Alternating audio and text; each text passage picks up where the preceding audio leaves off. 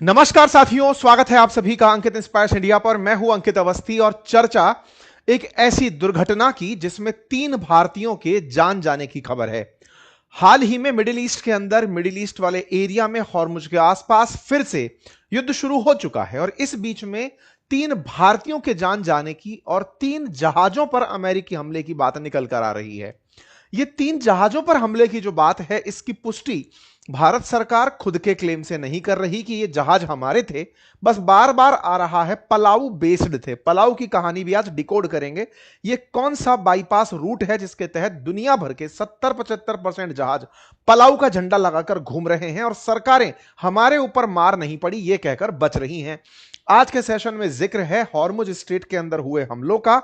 चर्चा करेंगे इन सारी बातों पर। साथ ही साथ बात इस बात की होगी कि जब इतना ही था तो भारत के द्वारा अमेरिकी डिमार्चे को बुला करके क्यों बुलाया गया और उन्हें क्यों समन किया गया, उनसे क्यों सवाल जवाब किए गए। चर्चा है आज मिडिल ईस्ट के अंदर हुए उस घटना की जिसमें 3 भारतीय सेलरों के पहले गायब होने की और फिर मरने की सूचना आती है। और इन्हीं के साथ साथ जुड़ती हुई एक घटना सिप्री की रिपोर्ट में निकल कर आती है कि अब तक भारत ने न्यूक्लियर वेपन कभी लगाए नहीं थे। मतलब थे हमारे पास लेकिन वॉर के लिए तैनात नहीं किए थे। लेकिन सिप्री का मानना है कि भारत 10 से अधिक न्यूक्लियर बॉम्ब को तैनात कर चुका है। क्या है इन सारी बातों के मायने, आज के सेशन में एक एक करके आगे की तरफ बढ़ेंगे, जिक्र समझेंगे और भारत क्या कर रहा है सभी को आगे बढ़ते हुए समझेंगे। लेकिन उससे पहले एक जरूरी जानकारी, और जानकारी इस बात की कि इस सारी घटनाओं के चलते बाजार प्रभावित हो रहा है और बहुत से निवेशक अपने निवेश को डाइवर्सिफाई करने के लिए तमाम ऑप्शंस देख रहे हैं। यदि आप ग्लोबल एक्सपोजर अपने निवेश का चाहते हैं तो आपके लिए एक ऑप्शन है आईएनडी मनी का, जिसका लिंक कमेंट बॉक्स में पिन है, डिस्क्रिप्शन में पिन है। ये वो प्लेटफॉर्म है जिसके माध्यम से आप अपनी डिटेल्स कंप्लीट रूप से फिल करके विदेशों में जैसे कि यूएस स्टॉक्स में भी आप अपना पैसा लगा सकते हैं। यूएस स्टॉक्स में मार्केट का परफॉर्मेंस कैसा रहा, तो निफ्टी के मुकाबले उनका परफॉर्मेंस चार्ट आपके सामने है। यहां पर अगर वैल्यू के हिसाब से बात करूं तो 1 साल के अंदर अगर आपने एनवीडिया का स्टॉक परचेज किया होता तो रेफरेंस है ये एग्जांपल के लिए कि 1,18,00,000 बन गया होता, रिटर्न 17 लाख रुपए का आता, जिसमें स्टॉक रिटर्न्स तो है ही है, डॉलर रिटर्न्स भी बड़ी मात्रा में होते। ऐसे ही इन्वेस्टमेंट के अंदर एनवीडिया कॉर्पोरेशन के अंदर 10 साल के रिटर्न्स भी उदाहरण के रूप में अमेरिकी इन्वेस्टमेंट को समझाने के लिए किए हुए हैं। ग्लोबल फंड को, अगर अपने फंड को ग्लोबल मार्केट में डाइवर्सिफाई करना चाहते हैं तो आईएनडी मनी ग्लोबल एक ऑप्शन हो सकता है। आप इसके माध्यम से अमेरिका और उन क्षेत्रों में जैसे ताइवान, साउथ कोरिया, जहां पर आईटी के अंदर एआई की वजह से बूम है, आप उन स्टॉक्स का एक्सपोजर ले सकते हैं। यहां अकाउंट बनाने के लिए वही साधारण प्रक्रियाओं की फॉलोअप होती है। अपना नाम, पता, पैन कार्ड, आपकी पहचान, आपका बैंक अकाउंट डिटेल, वो सब आपको अटैच करना होता है। सारी प्रक्रियाएं जैसे फुलफिल होती हैं आपको वो सब चीजें मिल जाती हैं। सबसे बड़ी बात टैक्सेशन की आती है।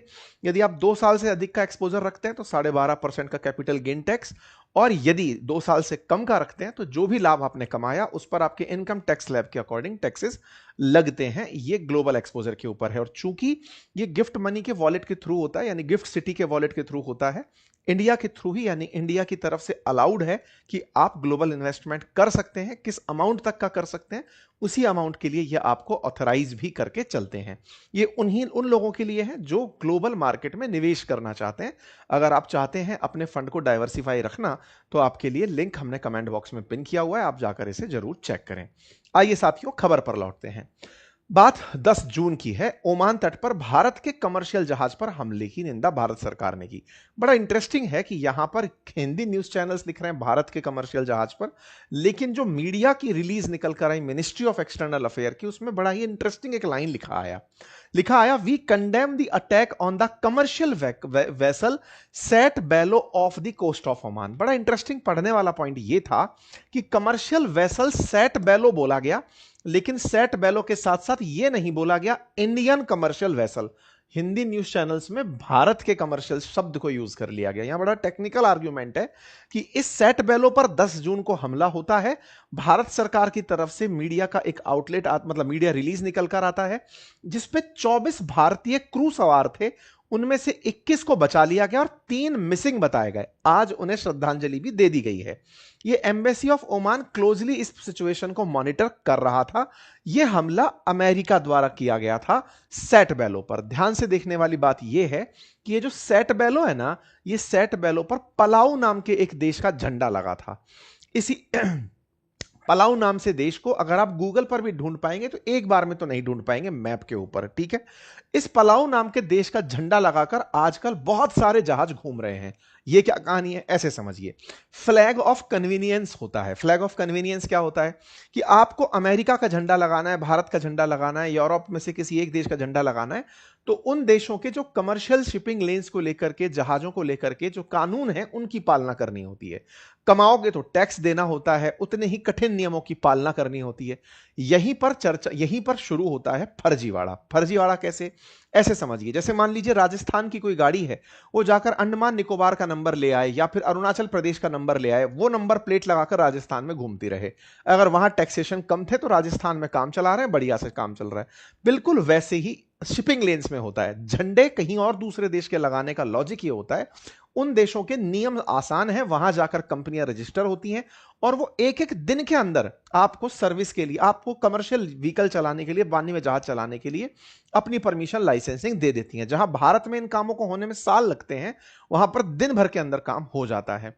इसी वजह से ऐसी क्रिटिकल जगहों पर जहां दुनिया भर के दो देश आपस में झगड़ सकते हैं, सोचिए यही खबर सिर्फ इतनी होती भारतीय जहाजों पर अमेरिकी हमला, तो भाई साहब इससे भारत के लोग भड़क उठते, क्या बात कर दी हमारी जहाजों पर। अब सोचो, बड़ा इंटरेस्टिंग है, पलाऊ जैसा देश करोड़ों के जहाज चला रहा है, लाखों मतलब अरबों का माल ढो रहा है। इंटरेस्टिंग बात यह है कि वहां पर भी कोई एक्वा करके कंपनी है, उसने अपना जहाज चला रखा है।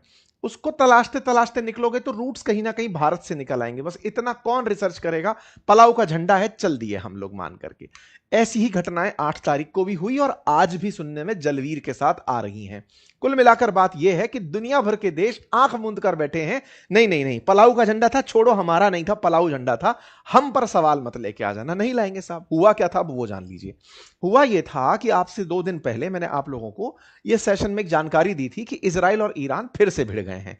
हमने आपको बताया था किस तरह से ऑपरेशन ट्रू प्रॉमिस लॉन्च दोबारा से कर दिया गया है। ईरान और इजराइल के झगड़ने का कारण बताया था कि इजराइल वाले लेबनान में आए दिन हमला कर रहे हैं, ईरान वालों ने कहा कि बहुत दिन तक हम नहीं चलेंगे, हमारी सीज फायर की शर्तों में नहीं था, हम आप पर आकर हमला करेंगे। उन्होंने हमला कर दिया। अमेरिका की तरफ से कहा गया कि साहब आपको रुकना होगा। यह सब जानकारी हम आपको पहले दे चुके हैं। इजराइल ने खूब सारे हमले ईरान पर किए और ईरान वालों ने इजराइल पर किए। ये सब झगड़ लिया आराम से। फिर ट्रंप निकल कर आते हैं और कहते हैं कि साहब रुको, आप लोगों को रुकना होगा, अब झगड़ना बंद करना होगा। ये जो कहानी है ना, जिस दौर में चल रही होती है, क्योंकि 8 तारीख के दिन ही आपने ये सेशन सुना था जब ईरान और इजराइल झगड़ रहे थे, उसी समय पर एक घटना और घटी कि भारतीयों ने ईरान को छोड़ने के लिए नागरिकों को कह दिया था। खबर यह निकली कि इसी जगह से एक भारतीय जहाज पर हमला होता है। अब मुद्दा यह है कि जहाज पर हमला होने की खबर आती है 8 जून के दिन। 28 Indian seafarer seek urgent help after vessel reportedly attack off Oman coast. यह जहाज जो है जिसके ऊपर हमला होता है, यह भी स्टेट ऑफ हॉर्मुज को क्रॉस कर रहा होता है। इसका नाम होता है मैरीवैक्स। मैरीवैक्स नाम का जो जहाज है, इस पर हमला होता है 8 जून के दिन। इस जहाज में सवार लोगों को इंडियन नेवी बचा कर लाती है। यह इंडियन नेवी का हेलीकॉप्टर है और यह नेवी के द्वारा बचाए गए लोग हैं जिन्हें सुरक्षित बचा लिया जाता है। 8 तारीख के दिन, फिर से याद दिला दूं, यह वो वाली घटना का दौर था जब ईरान इजराइल का शुरुआती दौर अभी शुरू हुआ था, आज से 3 दिन पहले। ठीक है साहब। यूएस से पूछा गया कि साहब उस पर आपने हमला किया था? यूएस ने कहा हमने ही हमला किया था। साहब क्यों किया था? बोले ये है ना, प्रतिबंधित क्षेत्र से गुजर रहा था, पलाऊ का झंडा लगाकर गुजर रहा था। अब आपको समझ में आ गया, पलाऊ अपने आप में एक इंटरनेशनल खबर बन चुकी है। पलाऊ का जहाज जा रहा है साहब, ठीक है। एमटी मैरीविक्स, पलाऊ आप वैसे भी नहीं जानेंगे कौन सा देश इतना अमीर हो गया कि 3 दिन में तीनों जहाज ठुक रहे हैं, तो साहब उसी के ठुक जा रहे हैं, ठीक है। तो साहब एंटी मैरीवेक्स नाम से कोई जहाज है जो कि पलाऊ फ्लैग्ड है, उस पर अमेरिका ने कहा हमने हमला किया। बोले क्यों किया? बोले ये है ना उस वाले पानी से निकल रहा था जिसको हमने प्रतिबंधित कर रखा है। यूएस ने कहा कि ये ईरान का तेल लेकर जा रहा था। ईरान का तेल मतलब समझना, ईरान अपने तेल को ऐसे ही शैडो फ्लीट्स के माध्यम से बेचता रहा है। शैडो फ्लीट्स क्या है? बहुत बार ऐसी भारतीय कंपनियों को अमेरिका ने प्रतिबंधित किया है, यह कहते हुए कि आप ईरान का तेल बेच रहे हैं। झंडा ना तो भारत का लगा रखा है ना ईरान का, किसी दूसरे देश का झंडा लगाकर तेल भरा और निकल लिए। अमेरिका ने बार बार इन्हें रोकने की कोशिश की। इन जहाजों में जो क्रू था वो भारतीय था, भारतीय क्रू था, अमेरिका का हमला था, भारत ने क्रू को बचा लिया, हो गया साहब। इंडिया ने इस बात के लिए अपनी तरफ से मिनिस्ट्री से जब पूछा गया तो उन्होंने कहा कि हां हम लगातार ओमान के संपर्क में हैं, हो गया साहब, पहला दिन खत्म। यह 8 तारीख की खबर है, 3 जहाजों की कहानी है। ईरान ने इजराइल पर 30 बैलिस्टिक मिसाइलें दागी और चर्चा होने लगी कि खूब दिन युद्ध चलेगा। लेकिन ट्रंप महोदय आते हैं, कहते हैं कि मैंने दोनों को समझा दिया है, अब हमला नहीं करना है। ओके सर, आपने बहुत बड़ी शांति करा दी, काउंट कराइए कितनी बार हो चुकी, तो साहब काउंट करा भी सकते हैं ये। खैर, इस बीच में ईरान ने इजराइल पर हमले रोकते हुए कहा कि देखिए हम हमले रोक रहे हैं क्योंकि आप लेबनान पर कर रहे थे, इसलिए हमने रोक दिया, आगे हरकत करोगे फिर से हमला करेंगे। नेतन्याहू ने कहा ठीक है साहब, मैं ट्रंप के कहने पर रुक गया हूं, कोई बात नहीं। अमेरिका का यह कहना और ईरान का इस तरह से मानना कि देखो बेटा दोनों झगड़ रहे थे, हम भी रुक गए, तुम भी रुक गए, हमारी जीत काउंट की जाएगी। इस बार आप हमलों में यूज हुई मिसाइल देख सकते हैं, कैसे वेस्ट बैंक में औंधे मुंह पड़ी मिसाइल, यह अपने आप में बताती है कि इजराइल तक ईरान की मिसाइल्स पहुंच रही हैं और कितनी बड़ी बड़ी मिसाइल। मतलब आप केवल अगर उसका शैल भी देखें, अगर ये 6 फीट का आदमी हो तो कम से कम 15 फीट तो ऊपर लटकी हुई है। कितनी भीषण भीषण मिसाइलें दागी गई थी, बैलिस्टिक मिसाइलें ईरान के द्वारा। ओके साहब, अब क्या होता है, ये अगले ही दिन खबर बीतती है और आ जाती है 9 तारीख। 9 तारीख के दिन खबर निकल कर आती है कि साहब हमारा एक जहाज, एक हेलीकॉप्टर जो है, अमेरिकी हेलीकॉप्टर जिसका नाम अपाचे हेलीकॉप्टर है, उसे ईरान वालों ने निशाना बना लिया है। मतलब 8 तारीख को अब्बा शांति करा के सोए थे कि अब झगड़ना नहीं है। ओके, 9 तारीख के दिन ईरान वालों ने अमेरिकी हेलीकॉप्टर, एक अपाचे हेलीकॉप्टर जिसे दुनिया का सबसे उन्नत हेलीकॉप्टर माना जाता है, युद्ध में काम लिया जाने वाला हेलीकॉप्टर है, भारत को भी दिया हुआ है, उस हेलीकॉप्टर पर ईरान वाले हमला कर देते हैं। उसमें दोनों पायलट्स तो बच जाते हैं। खबर लेकिन बड़ी बनती है कि ट्रंप कहते हैं इसका तो हम बदला लेंगे। साहब इस हेलीकॉप्टर का नाम AH-64 अपाचे हेलीकॉप्टर था।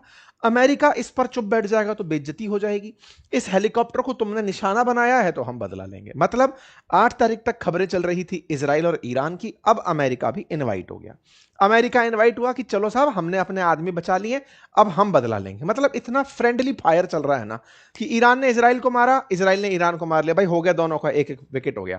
अब उधर से तरफ से ईरान ने अपाचे मारा, अमेरिका ने कहा देखो मारना तो नहीं चाहते लेकिन बेइज्जती हो जाएगी, इसलिए हम ईरान को मारेंगे। लीजिए साहब, इन्होंने ईरान को निशाना बनाना शुरू किया। ट्रंप से पूछा गया क्या करेंगे, भाई हमको हिट करना पड़ेगा। 10 जून को ट्रंप ने कहा हमको हिट करना पड़ेगा।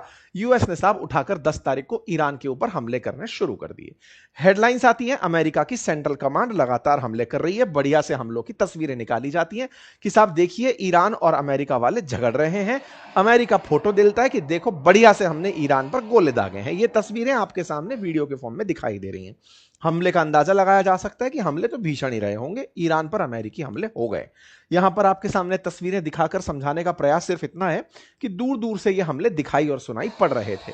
वीडियोस जारी हो रहे थे कि साहब इस तरह से मिसाइलें दागी जा रही हैं। सेंटकॉम जो अमेरिका का सेंट्रल कमांड है वो अमेरिका के हिसाब का बदला ले रहा है। ट्रंप साहब बाहर आते हैं, बोले देखो साहब हमने तो केवल इसलिए हमले किए क्योंकि हमारा हेलीकॉप्टर मारा गया था, अब क्या करें, हेलीकॉप्टर का बदला हमको लेना था, इसलिए हमने 20 ठिकानों को निशाना बनाया। कहां कहां थे, कैशमदीप, बंदर अब्बास, मेनाब, सिरिक, चास्क, इन जगहों पर हमने हमला किया। बहुत बढ़िया साहब, इन्होंने अपनी तरफ से अपनी जीत गिना दी कि हम तो हमला करके लौट आए। इस बीच में क्या किए, 8 तारीख को तो इजराइल ईरान के समय पर जहाजों पर हमला हुआ था।